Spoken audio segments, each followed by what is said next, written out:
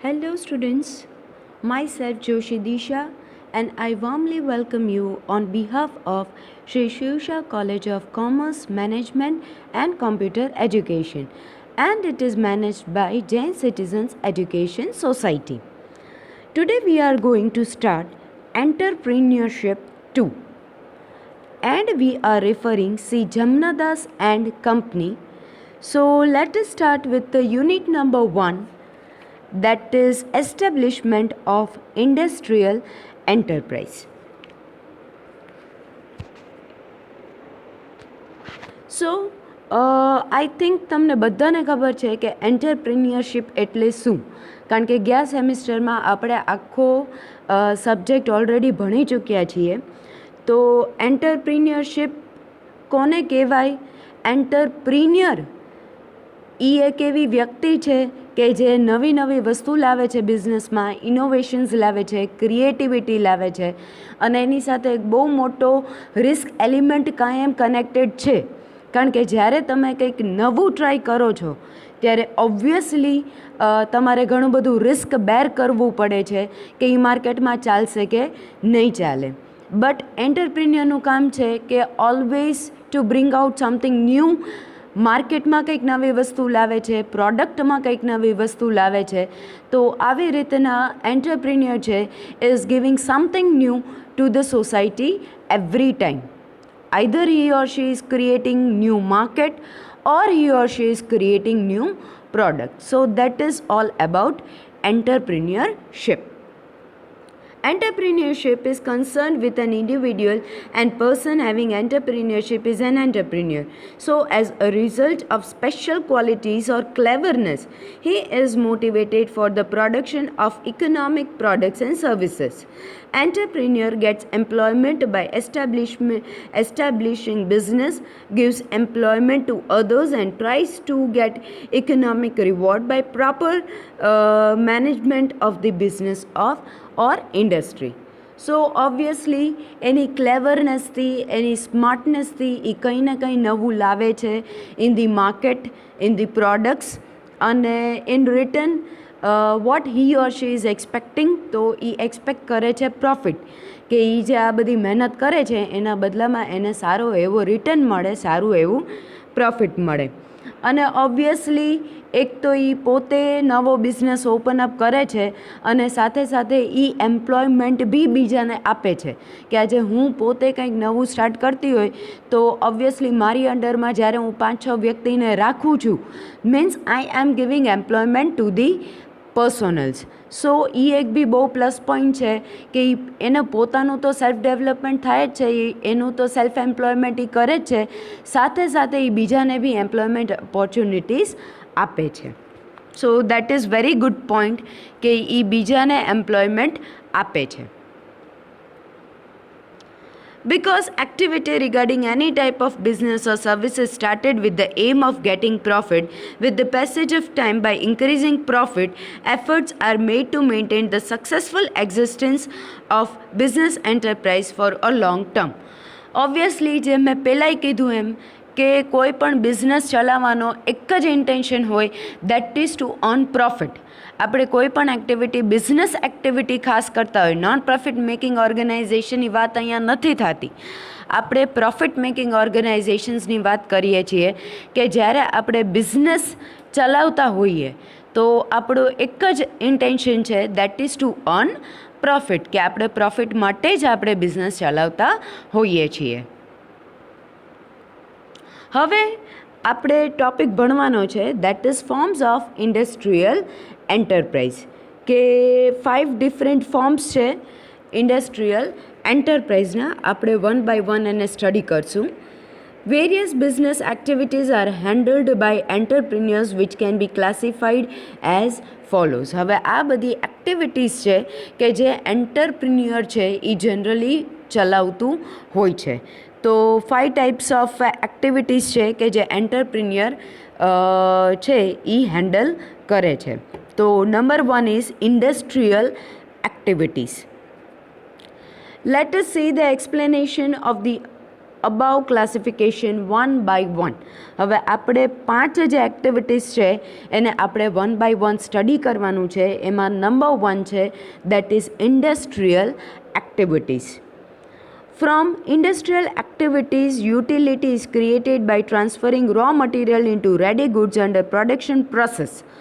બરાબર, raw material આવે છે, એના ઉપર પ્રોસેસિંગ થાય છે અને ફાઇનલી આપણને આઉટપુટ મળે, દેટ ઇઝ ઇન્ડસ્ટ્રીયલ એક્ટિવિટીઝ. અને એનું એક્ઝામ્પલ છે cloth from cotton, grains from seeds, machines from steel et cetera. બરાબર, તો રો મટીરિયલ આપણે ઓર્ગેનાઇઝેશનમાં લાવીએ, એના ઉપર પ્રોસેસિંગ થાય અને ફાઇનલી આપણને આઉટપુટ મળે, એને ઇન્ડસ્ટ્રીયલ એક્ટિવિટીઝ કહેવામાં આવે છે. હવે further there is classification of industrial activities, કે ઇન્ડસ્ટ્રીયલ એક્ટિવિટીઝ એ ફર્ધર બીજી એક્ટિવિટીઝમાં ડિવાઇડેડ છે. તો let us take a look over it. These industrial activities can be classified into following 5 sections. હવે પાછા 5 સેક્શન્સમાં ઇન્ડસ્ટ્રીયલ એક્ટિવિટીઝ છે એ ડિવાઇડેડ છે. તો number 1 is natural industry. These industries are dependent on natural factors.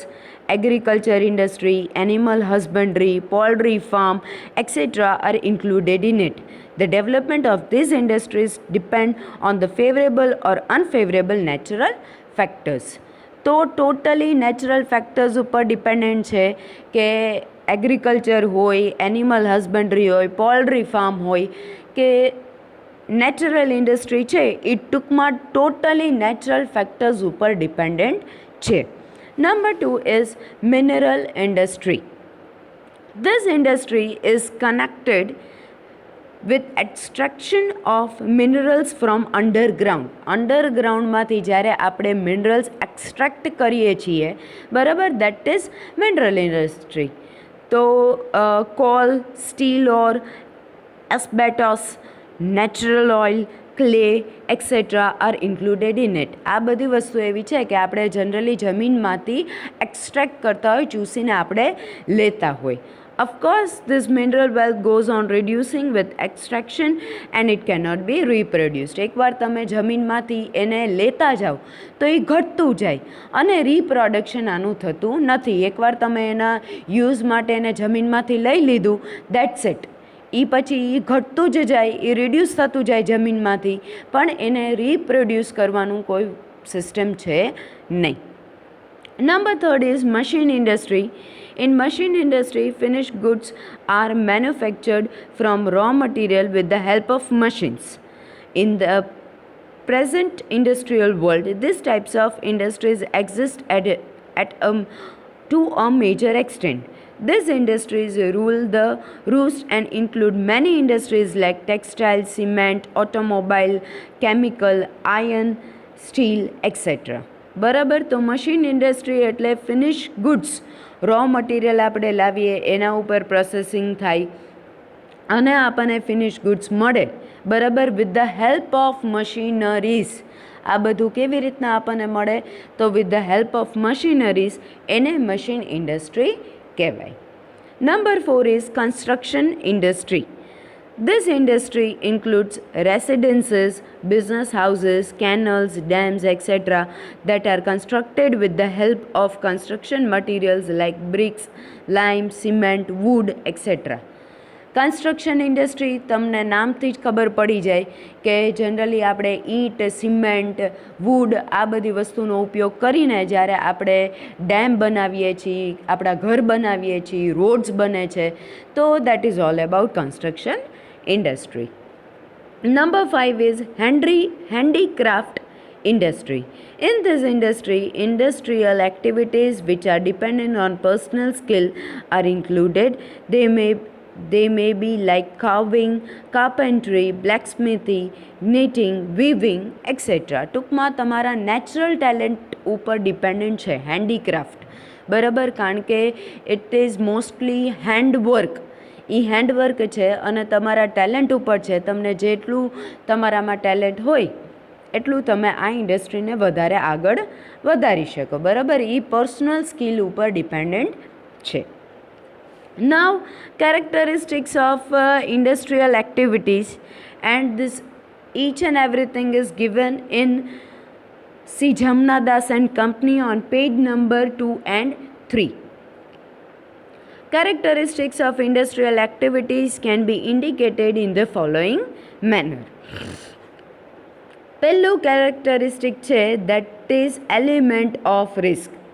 In any type of industrial activities, whether they are nature based, mineral based, machine based, contain the element of risk in it. તો એનો પહેલો characteristic છે that is risk is involve. તમે કોઈ પણ ઇન્ડસ્ટ્રીમાં jump on કરો, ગમે તે ઇન્ડસ્ટ્રી હોય, નેચરલ હોય કે પછી મિનરલ હોય, મશીન હોય, કન્સ્ટ્રક્શન હોય, હેન્ડીક્રાફ્ટ હોય, કોઈ પણ હોય, element of risk is involve. Number 2, in industrial activity, permanent capital investment is required on a large scale. Large સ્કેલમાં તમને કેપિટલ ઇન્વેસ્ટમેન્ટની રિક્વાયરમેન્ટ છે કે ભાઈ નાનું સૂનું કેપિટલ ન ચાલે, તમારે લાર્જ પ્રપોર્શનમાં કેપિટલની રિક્વાયરમેન્ટ જરૂર પડે જ્યારે તમે આ બધી ઇન્ડસ્ટ્રીઝ ખોલવાનું વિચારો છો. Number 3, problems of management in industrial activity are comparatively complex. Larger પ્રપોર્શનમાં છે બધું તો થોડું મેનેજમેન્ટ કરવામાં અઘરું પડે. કોઈ પણ ઇન્ડસ્ટ્રીને મેનેજ કરવા માટે ઇટ ઇઝ ક્વાઇટ કોમ્પ્લેક્સ, થોડું ડિફિકલ્ટ ટાસ્ક છે. Then number 4, units established doing industrial activities are large in size. Obviously પહેલાંય કીધું એમ કેપિટલ વધારે રિક્વાયર્ડ છે એટલે મેનેજમેન્ટ થોડું લાર્જર સાઇઝમાં હોય એટલે બટ ઓબ્વિયસલી મેનેજ કરવું બી થોડું ટફ રહે. So, fourth point is units established doing industrial activities are large in size. બરાબર, થોડું લાર્જર સાઇઝમાં ઇન્વોલ્વડ છે. Now number 2, that is business or commercial activities. જેમ પહેલો પોઈન્ટ હતો ઇન્ડસ્ટ્રીયલ એક્ટિવિટીઝ, એવી રીતના બીજો પોઈન્ટ છે that is business or commercial activities. So in this activity, sale of goods produced by manufacturer is done. For example, seller of clothes, seller of steel, seller of medicines, etc. બરાબર, બધી વસ્તુનું અહીંયા selling છે. બરાબર, કે પછી cloth હોય કે મેડિસિન્સ હોય કે ગમે તેવી વસ્તુ હોય. તો ટૂંકમાં selling of goods produced by manufacturer is involved over year. હવે departmentalization of business activities. So business activities can be classified into following 2 parts. બે પાર્ટમાં બિઝનેસ એક્ટિવિટી છે એ ડિવાઇડેડ છે. પહેલું તો છે ડિપાર્ટમેન્ટલાઇઝેશન કન્સર્નિંગ ક્વોન્ટિટી, અને બીજું છે that is departmentalization concerning product differentiation. In quality-oriented departmentalization, wholesale business and retail business are included. બરાબર, ક્વોલિટી ઓરિએન્ટેડ ડિપાર્ટમેન્ટલાઇઝેશન છે એમાં હોલસેલ અને રિટેલ બિઝનેસને ઇન્ક્લુડ કરવામાં આવ્યું છે. અને while in the departmentalization concerning product differentiation, business of one or more than one thing is included. Obviously product differentiation આવ્યું એટલે એક કાં તો એક કરતાં વધારે પ્રોડક્ટનું ડેવલપમેન્ટનું જોવાનું છે. Means business of one or more than one thing is included. Now characteristics of business activities, that is on page number 4. So characteristics of business activities can be described as following. Number 1, in business activity there is less risk in comparison to industrial activity. Industrial activity ની કમ્પેરિઝનમાં business એક્ટિવિટીમાં થોડું risk છે એ ઓછું છે. Number 2, in business activity, the proportion of bank investment and current assets is more compared to that of stable assets. Conclusion of study of Reserve Bank of India says that in business activity, financial investment in current asset is 80% of the total financial investment. So financial investment means current assets માં થોડું investment છે એ comparatively business એક્ટિવિટીમાં વધારે છે in comparison two industrial activity. Number third, in business activity, there are less managerial problems and government interference is also limited. કે અહીંયા managerial problems છે business એક્ટિવિટીઝમાં એ બી ઓછા છે અને ગવર્મેન્ટ ઇન્ટરફિયરન્સ છે એ બી થોડું લિમિટેડ છે.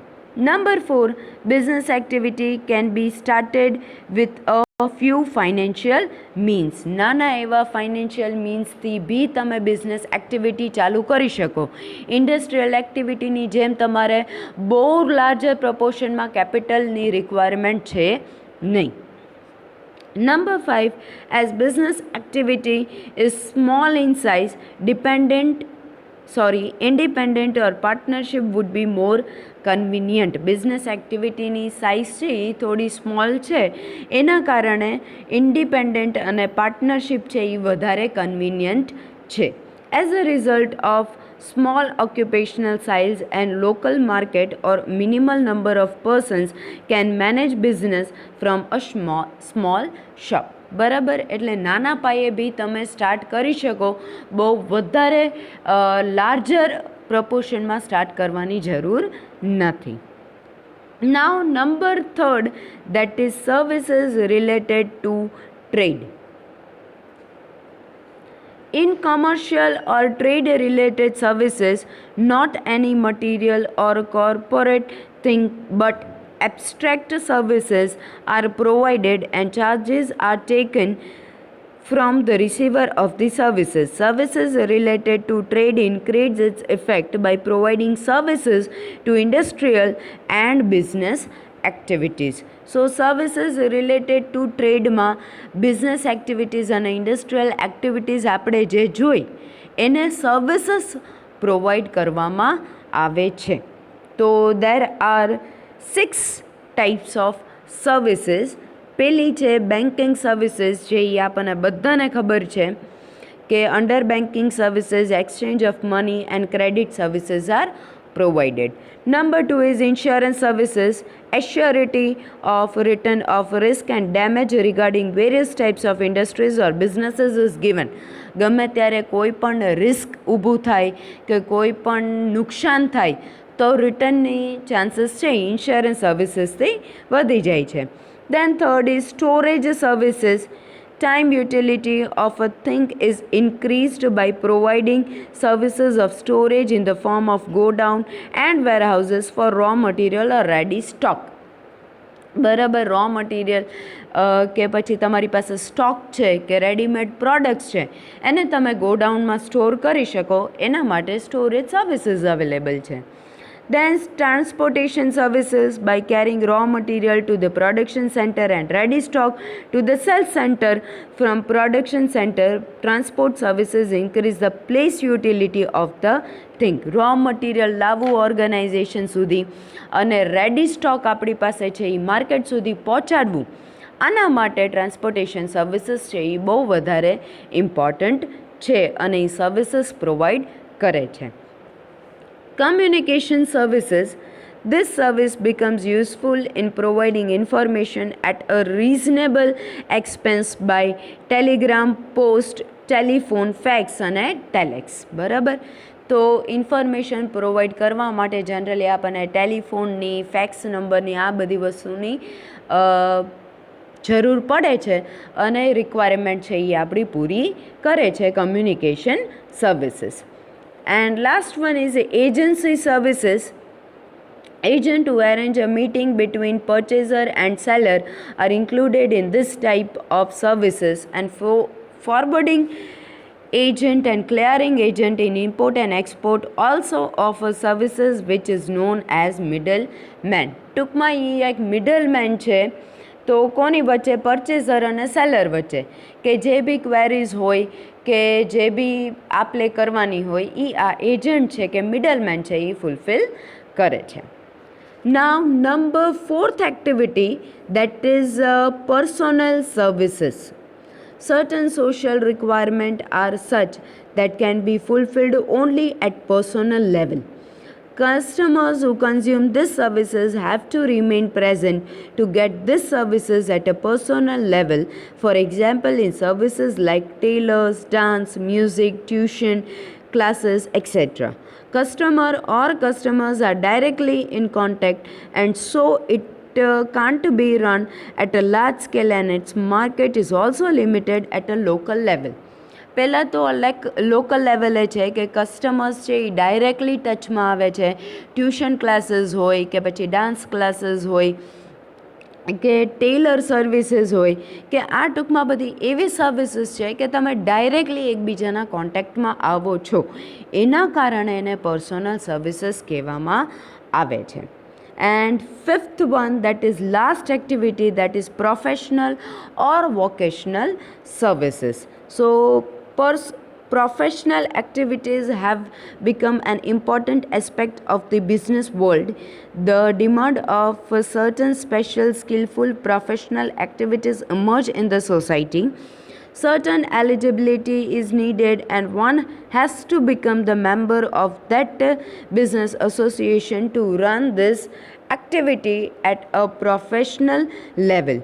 In this type of professional services of doctors, lawyers, accountants, company secretary, etc. are included. So professional કે vocational servicesમાં doctors, lawyers, accountants, company secretary આ બધી services provide કરવામાં આવે છે. So thank you students for today's session.